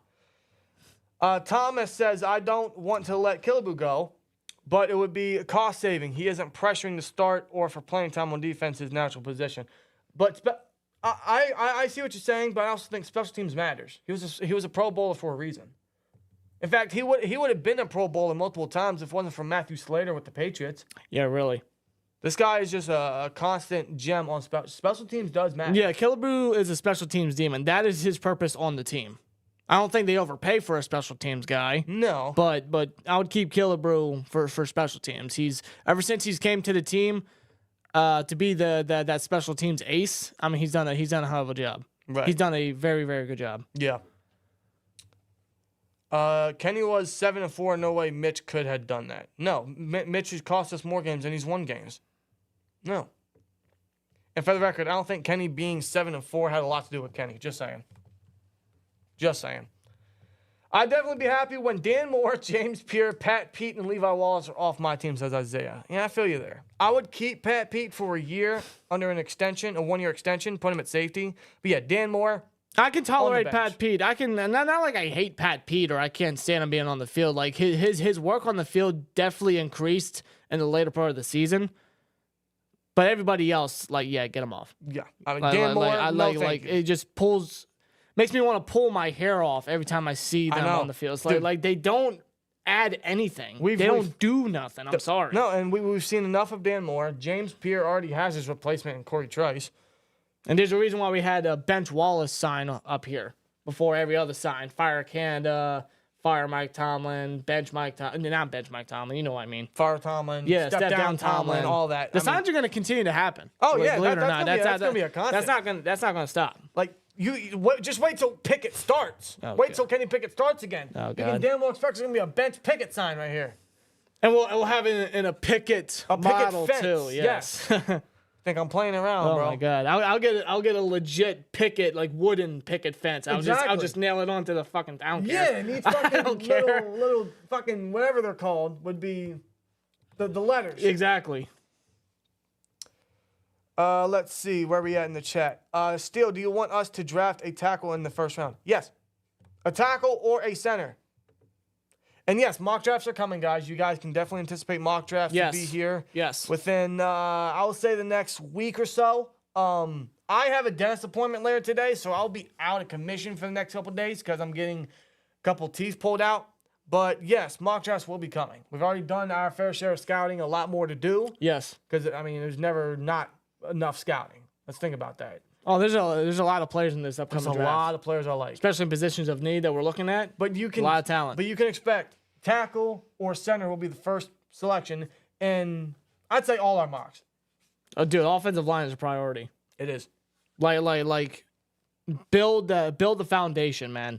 Build the foundation. Get young at that. Yeah. And keep it. You're running the ball, so fix the line. Seriously. Like, come on. Get rid of Cole. Get rid of Moore. I mean, you already got rid of Chuks. Move Broderick back to the left. Draft a right tackle. Draft a center. It's easy as that. And then we good. We solid. Now I will add, because this is this is like the discussion I'm having when I'm thinking of our first mock, is center is a lot more valuable in day 2 than right tackle is. Right. Like if you were to draft a center in the first round, which would only be Jackson Powers Johnson, JPJ. There's no other center you draft in the first round other than that guy. No. But if you draft him in the first round, you either got to hope that a top tackle drops that far, which is possible. Or you can find someone that could be a project for a couple weeks, because the drop from right tackle is significant after the first 3 or 4. Yeah. Like after Fuaga, after Mims, after Latham, and I'd say after Guyton, it's a significant drop. Mm-hmm. The next guy I really like is Blake Fisher, but I don't know if he's day 1 starter. No, And you're not I wouldn't consider that. And you're not drafting him until probably the 3rd round. 3rd, maybe 4th, if you were to fall that far. Maybe he rises, but He could. But tackle drops compared to center. Yeah. So do you take tackle first round, then take a center later? I think it really depends on who they view as a higher, or what position they view as a higher priority. Or who's a better fit. both are high priorities. Or who's a better fit? Yeah, or what their draft boards are really about. And just what happens entirely throughout the draft. Well, they've drafted Bulldogs the last couple of years with Pickens and Broderick and Washington. I know where you're Just going. saying, they could look at Mims day 1. They could look at Van Pran day 2. Zach Frazier is a hell of a fit from West Virginia. I mean, there's many fits, many options. No doubt. So it just matters how the draft board looks, who goes where, who drops, all that craziness. Mm-hmm. You know, so much to discuss, so much to talk about. But, I mean, no doubt in our first mock, it will definitely be offensive lineman the first 2 selections. In fact, I think for most of our mocks, it will be offensive lineman our first 2 Just selections. like left tackle was for the majority of our mocks last year. Yeah. You know, we're very, very passionate, evident about offensive line. And keep in mind, folks, it will be the same case this year. Unless the Steelers sign a tackle in free agency, maybe a center. They could, you know, depending on who's out there when it comes to tackle or safety. I would have to double check and look at who's out there. But I would, at the moment, I would feel more appropriate at drafting and building the foundation and keeping the young guys for the next few years. Absolutely. So, I mean, you know, it's mostly speculation up until that point. But if we're talking free agency, it should be corner, safety, maybe a linebacker. Yeah. And possibly a punter, maybe a receiver. Right? Otherwise, if they want to fill one of the positions on the offensive lineman to create flexibility in the draft, then they could. Let's say they pick up a right tackle, they can draft center, and then day 2 they could draft a linebacker, they could draft a defensive lineman, they could draft a safety. Could do that. Yeah. It just depends what they do in free agency, man. That's why it's so exciting. It's going to be a fun time, man. Matt Nerdy says 2 years in a row, JPJ. That'd be great. Jackson Powers Johnson is a fucking stud. Mm-hmm. It's an absolute dog right there, dude.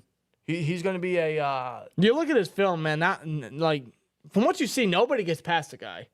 Dude, honestly, man, he might be better than what Creed was coming out of college. And Creed was great. Yeah, Creed was fabulous. Creed was great. But, you know, you may have a good point at that. Same thing with Linderbaum. Yeah. I look at Powers Johnson, I see, man, he might be better than Creed. He might be better than Linderbaum. We need that, man. I'm getting sick and tired of passing on these top centers because that's why it's still a need.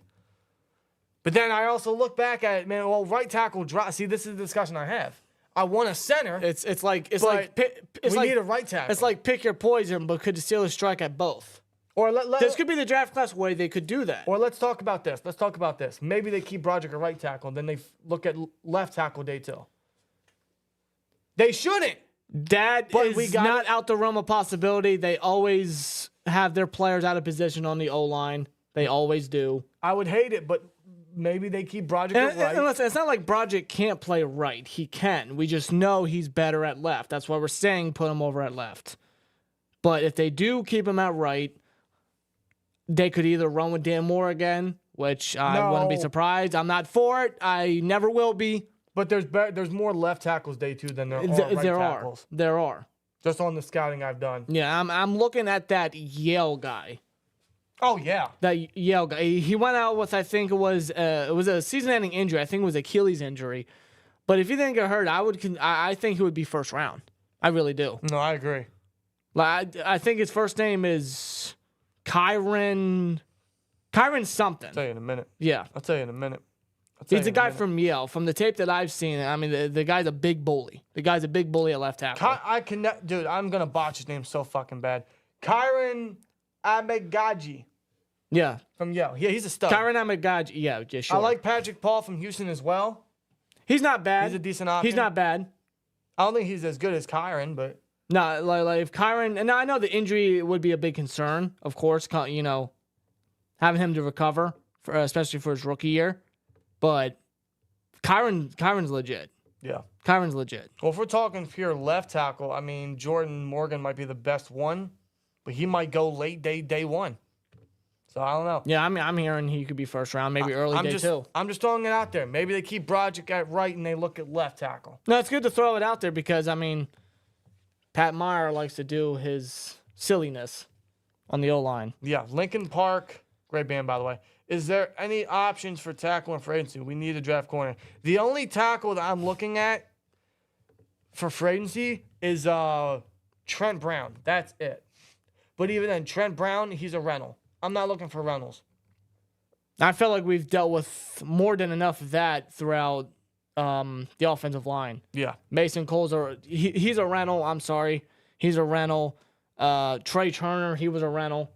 I know he's a 1-year rental because David DeCastro was cut because of injury, but then again, the Steelers should have handled that situation much more better instead of last minute. Right.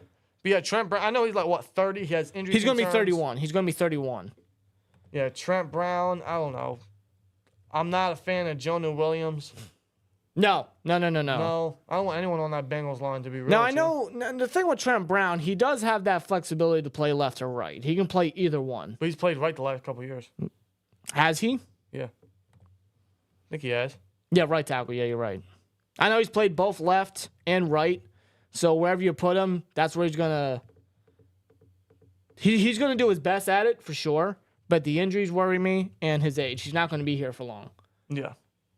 That's the only guy. If they want to get a veteran piece on that line, which isn't a terrible idea, it would be Trent Brown. That's it. Otherwise, anyone else is a serious rental and just nothing significant. It's not. One thing I'll add about Trent Brown is he is a good run blocker. Maybe he fit well at right tackle as a run blocker. Yeah, if they want to put him at right because of his run blocking ability, I mean, that's a possibility. Yeah. Yeah, because I'm looking at the free agency pool. I mean, like, there's not anybody else, really. Yeah. Not at all. Now, again, like you mentioned, Trent Brown has that positional, Flexibility. So he can play right or left. Now, he's played more left, I think, the last 2 years, but he has seen a lot of snaps at right. Yeah. I think with Vegas, I believe he was on the right side mostly. Yeah. And with the Patriots, I mean, like every time he's with the Patriots, he's played. I think that left side. Yeah. Because isn't Menahu the right tackle? I don't know. I don't know their team. I don't know much of the Patriots either, but I'm just throwing it out there. No, Menahu is a guard. So I stand. So I don't know who the hell the right tackle is. I'll tell you in a minute. Because now I'm really curious. Who was their right tackle last year? Their right tackle was... Give me a minute. No, it had to be Menahu. Had to be Menahu. Hold on, let me see the depth chart on ESPN. Hold on. Had to be Menahu. Give me 1 second. To clarify, Brown was left. Yeah, Mike was right tackle. Okay, I thought so. Yeah, they had. I thought he moved. They him had to Sidney tackle. So, who was a rookie at right guard. So yeah, That's probably because Cole Strange was hurt. yeah, might have been. Yeah, but I mean that's the only name I can think of. Donovan Smith, maybe. I don't know, man. I don't know. He didn't really look that great with the Chiefs, from what I've seen. I think Chase Young and Nick Bosa were just they were playing around with Donovan Smith throughout the Super Bowl. Well, they're also getting held, and they weren't getting calls for it. Yeah, yeah. Just saying. Yeah. Just saying. Sure look like it.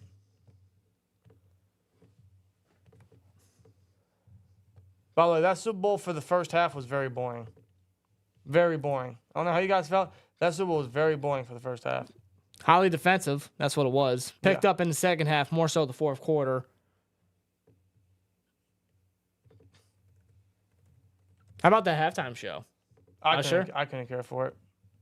I couldn't care for it. You cared about Lil Jon and Ludacris. Yeah, that's the only. Yeah. Yeah. Yeah, that song. Yeah. Yeah. Yeah. Yeah. Yeah, that song. Yeah. Oh, shut up. Yeah. Yeah, that song. That's when it really picked up, but that was pretty much at the tail end. When they were on roller skates and everything. Starlight Express. Yes, that's being, that's funny as shit.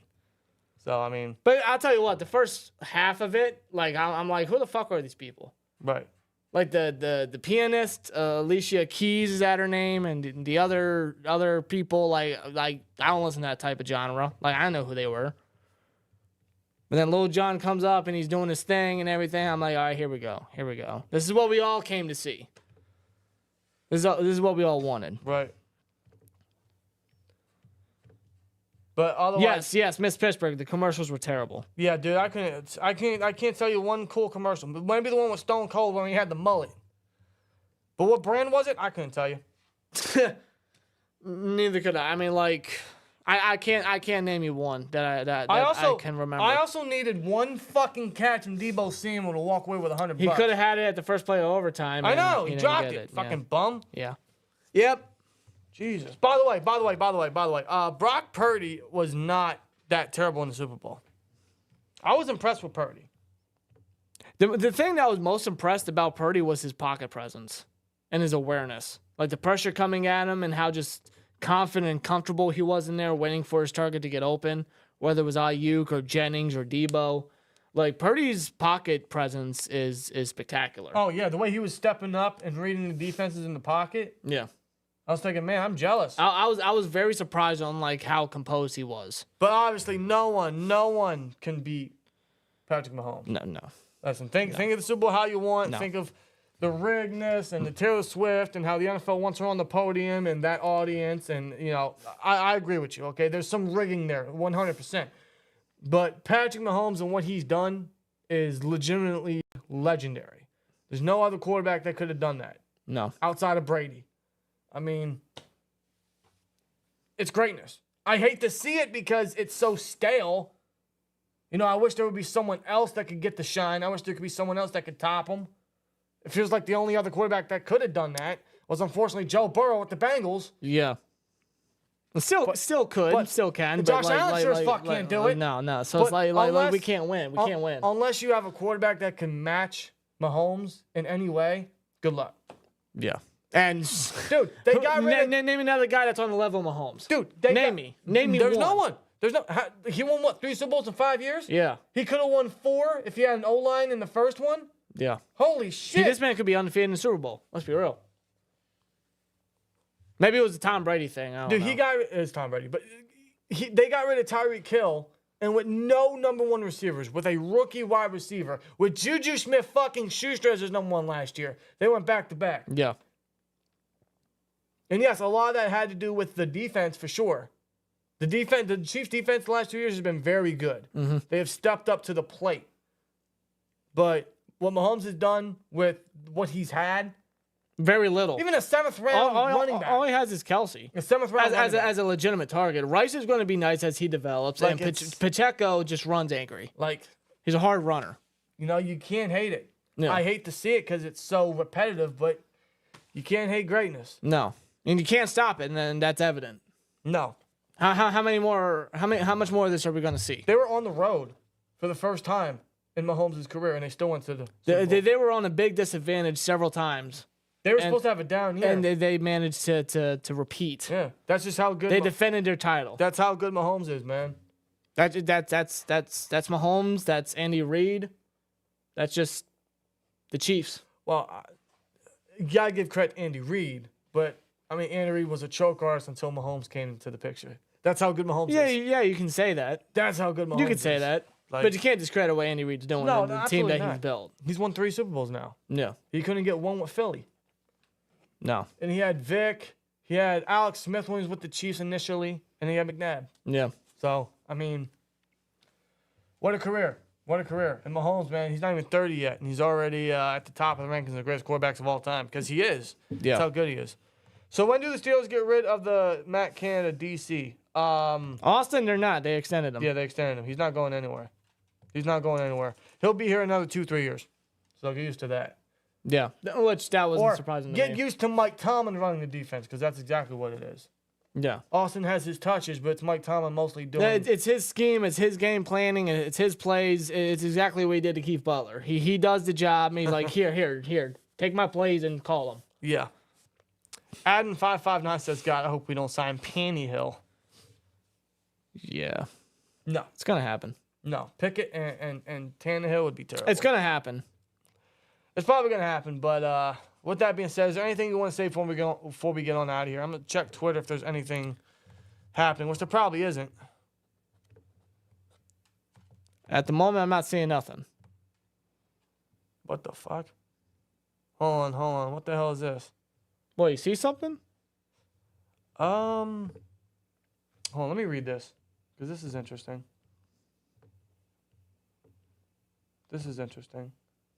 Why isn't it loading? Nah, you got to scroll the other one. What other one? Go over. What the fuck? Yeah, that's... This website just ran so stupid. Well, whatever. Apparently, there's a report. Who said this? What? Well, apparently, like a Steelers insider for the Pittsburgh Post-Gazette, a fan asked him if he would be willing to make a big trade to get one of the top selections in the 2024 draft. He mentioned, he didn't even bring up, the fan didn't bring up a certain name. But he said, but if the question is, would I move Mountains or TJ Watt to get the right quarterback? Of course I would. Wouldn't you? No, I wouldn't. TJ Watt is the Steelers. I'm not trading Watt for a quarterback. Absolutely not. TJ Watt is the Pittsburgh Steelers. Man, if we don't have TJ Watt, we have no pass rush. No. I'm just being honest with you. Absolutely not. That's just stupid. If we don't have TJ Watt, we're not getting wins. No, we're 1-10, 1-11 without him for a reason. My God. I guess that's a good way to close this one, isn't it?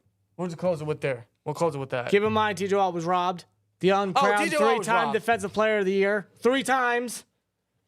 Myles Garrett in his pass rush He doesn't win get rates. double teamed the way that Miles does, the way that Minka does. By the way, Minka's an idiot. I'm sorry. Micah. Minka's an idiot. Micah, whatever. Micah Parsons is Listen, an I idiot. got all the respect in the world for Micah Parsons. Such a great athlete. But Jesus Listen, Christ. Listen, the clip that I seen on X was like 2 minutes long. I watched a minute and a half and just I couldn't watch the rest. What he was saying was just fucking. He said, look at the stats. Stats don't lie. Yeah, I look at the stats and I see he has 19 sacks this year. 5 more than you and fucking Myles Garrett. And then he wants to bring up stats about double teams and expectations. Yeah, the expectations are so high for TJ Watt that when he reaches beyond those expectations, it's exactly what those expectations were. So if the expectations for TJ Watt are to get 19 sacks, he'll get 19 and a half or 20, which is just barely above the expected. He has such higher expectations than you guys do, so his expectation numbers are so lower because he has higher expectations. And he fucking delivers every single year. And then he wants to talk about, he doesn't get double teamed as much. Because in his alignment, in his system, the way that running backs and tight ends chip, they don't count that as double teams. When that's exactly what it is. Yeah, that's horseshit. That's horseshit. You know, they rely heavily on the PFF freaking stats and grades instead. That's what he's talking about. Look at the stat is PFF. Fuck PFF. Fuck PFF. Some of this shit is fucking contradicted. It's fucking horseshit. You know, the pass rush win rates with Myles Garrett, right? Like, yeah, he'll win the pass rush rate, but the quarterback will it was on the incompletion. But who's to say that's because of Myles Garrett? Who's to say the receiver didn't drop it? Who's to say the quarterback didn't throw a bad ball? Pass rush win rate. Now, I don't worry about pass rush win rate. I wonder about, can he actually get to the quarterback? Can he bring him down? How many times has he gotten to the quarterback? Can he bring him down? That number intensified with TJ Watt with 19 this year. You know, Nick Bosa, how many times did he win? How many pass rush win rates again in the Super Bowl? Several times. But how many sacks did he get? I don't think he got one. But if the Niners won, would he be Super Bowl MVP because of that? Because of pass rush win rate. Yeah. If the 49ers won the Super Bowl, who would have been MVP? Jawan Jennings or Nick Bosa because he had pass rush win rate? Fuck out of here. Like, come on, man. It's fucking stupid. Fucking stupid, dude. God almighty. That's what they rely on now. Made up stats. Instead of the actual factual stats out there that impact the game. Yeah, instead of the guy actually making the fucking play, you worry about, oh, what if? What if we didn't get double teamed? Yeah, yeah. Watt gets double teamed as well and still delivers, while also dropping back in coverage. So go fuck yourself.